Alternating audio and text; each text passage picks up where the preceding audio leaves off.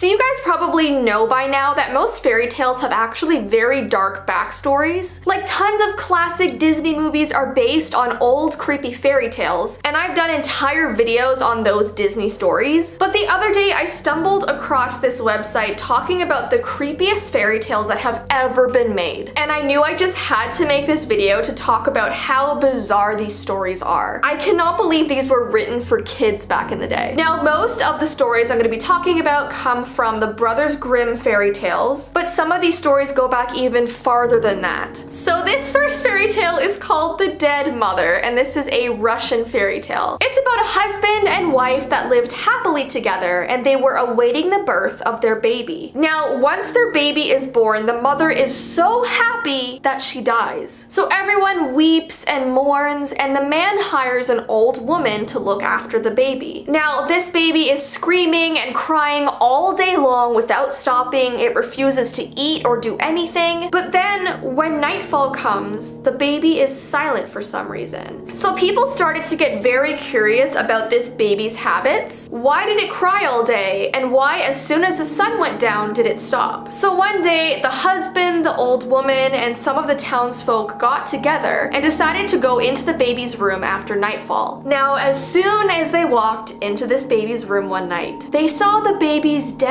mother dressed in her bloodied burial clothes, feeding her baby. The dead mother looks at them and sadly puts her baby to bed and walks out of the room. So they ended up discovering why the baby was so silent at night. It was because it was with its dead mother, being comforted by her. And that's how the story ends. Now, there's actually alternate endings that I've heard to this story, but this is like the main one, and it gives me the creeps, but it's also super sad. Alright, this next story is called The Three Snake Leaves, and this one is a Brothers Grimm story. It's about this poor man who decides one day that he wants to work for the king. So he ends up going to war and defeats all of the king's enemies, and basically becomes a hero, and the king takes notice of this. So he brings the hero over and tells him that he should marry his daughter. Now, the king's daughter was a little bit strange. She said she would not marry someone unless they are willing to be sealed up in a tomb with her after she dies. That way her husband would not be able to marry anybody else after she's gone. Now, surprisingly enough, the hero agrees to these terms and ends up marrying the king's daughter. Well, soon after the wedding, the princess gets sick and dies. And as promised, the young man has to be walled up in the tomb alongside her. He was put down there with only some bread, wine, and candles. Well, as he was down there, suddenly this snake slithers into the tomb beside him. So he quickly kills it before it's able to bite him. But then another snake slithers into the tomb and places these magical leaves over the other snake, and the other dead snake comes back to life. So the hero starts to think, what if I put those magical leaves on my dead wife? Would she come back to life? So he tries it, and indeed, his wife's eyes open again, and she comes back to life. But this is not the happy ending that you may think. The wife suddenly declares that she no longer loves her husband and leaves him for another man. Literally after all this poor guy has gone through. And then the wife and this other man that she's chosen throws this poor hero into the water and he dies. But because he was still holding the leaves when he died, he comes back to life and then goes after his wife to destroy her. So wow, a lot of revenge, a lot of weird things going on.